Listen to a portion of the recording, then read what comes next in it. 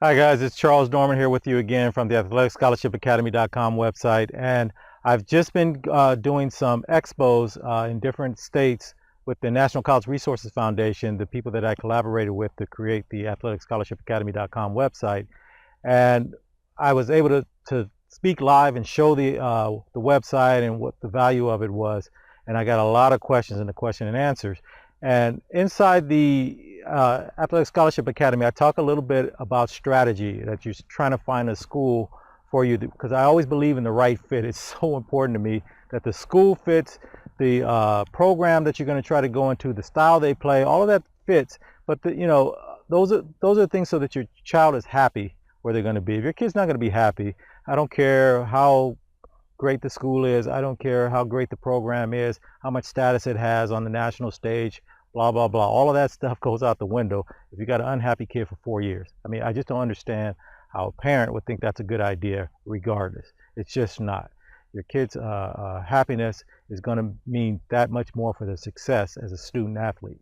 Okay, so the big question, one of the bigger questions we got was, I talk a little bit about a brand new coach versus a veteran coach at a school, and they were saying, well, which is the best one to go to? Well, there is no best one, but here's the things you need to know. And I kind of went through this with my kid. She was a senior this year, season just ended, and this last year, her senior year, they got a new coach. Now she ended up getting injured, so it wasn't a big thing, but at the beginning she was playing, and trust me, for most of the kids in the program, it was a complete culture shock for them. Because imagine the outgoing coach was super successful and got an opportunity to leave, and they took that opportunity. But they had been at that university for almost 20 years. And so they knew every nook and cranny. They had so much clout on campus, period. That coach had so much clout. So anything that came up, they could handle it. The new coach comes in, and yeah, the AD hired them, and so they have a little bit of leeway there. But the rest of the university doesn't know you yet. And the other coach was so successful, the odds of you being that successful right off as a new coach is not really that great. Now, if you went into a program that was not doing very well and a new coach comes in, everyone's kind of excited. It's new. The possibilities are endless. But all things being considered, that old veteran coach, if they were successful and your kid goes there, anything that comes up, that coach can handle through the system. If the coach is brand new, it's going to be a little bit more. They're going to have to try to find their way around to help out. So that's something to think about.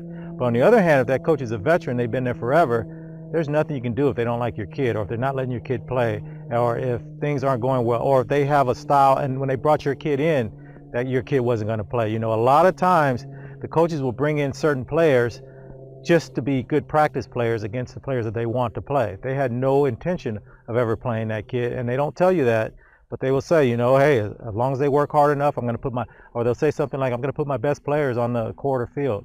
You know, that's the way I do things, but they already know who that is. So sometimes they're just bringing your kid in, and now your kid thinks they came in with a fair shot at playing a lot, but they didn't have it. With the new coach, everything's different. When that new coach comes in, everybody's revitalized. The new coach wants to see what they have. So if your kid's willing to work hard and they've been doing what they're supposed to do, they may get that opportunity. So if you see a new coach coming up, that might be a good way to jump in if your kid wasn't that highly recruited, or if your kid had an injury or two and their stock sort of dropped a little bit. If you see a new coach coming in, that's a great opportunity. And some kids will drop out that committed to that school because they were going for the coach. That's usually at the higher levels, but that's a great opportunity if you're borderline. But if you knew you were coming in, you knew where you fit in, that veteran coach that's bringing you in, they're pretty much going to tell you, hey, you got a great chance to start. You have a great opportunity to start. They will actually tell you that because they're trying to get you there. If you're the prize recruit, you want to go with that veteran coach because they're going to take care of you. And here's how it really works. If you're the prize recruit, you're going to go in there and you're going to make mistakes just like everyone else.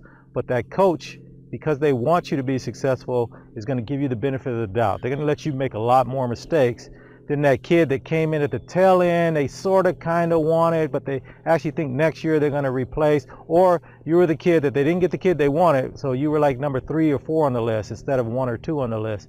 And so yeah, they took the 4th kid that they might have wanted, and you may be a big surprise for them, but every mistake you make is magnified. Everything is, oh, I knew it, because their judgment, they're thinking their judgment is valid, that they can recognize talent, and they had you at number 4 for a reason. And so everything you do negatively, shows why they had you at number 4. It just validates what they thought. Everything you do well, it's like, oh, okay, well, that's good. Let's see if they can keep that up. Maybe that was just luck. So you're always trying to prove yourself over and over again. I hope that makes sense. So those are the two different ways I was always thinking about the coach being there the first or second year versus someone that's been there. And when I say a veteran coach, I'm talking about someone that's been over there over 7, 8 years. You know, they've been there a while, not someone that's in their 3rd, 4th, and 5th. Remember, I told you guys that's inside the website. I talk a lot about how we're that coach that's in their 3rd, 4th, 5th year. I talk about what kind of contracts they usually sign out of the gate, and then when they do extensions. So I don't want to go into all that here because I don't want to make this too long. So that's pretty much some of the stuff. And see, this is the kind of stuff we talk about inside the athleticscholarshipacademy.com website. We don't just give you access to that software just because you put your profile in our database and there's colleges coming in and look at that database. That's all good and well. I want you to understand what's going on during the process, because that's what's confusing for most parents. It was actually designed for a parent or a coach to really understand what is happening behind the scenes and what's the best way to give yourself the best opportunity to get an athletic scholarship for your players or just for your kid. All right, guys, thanks for taking time out with me. As always, best of luck to you. Best of luck to your young athlete, and let's keep them in the game. Bye.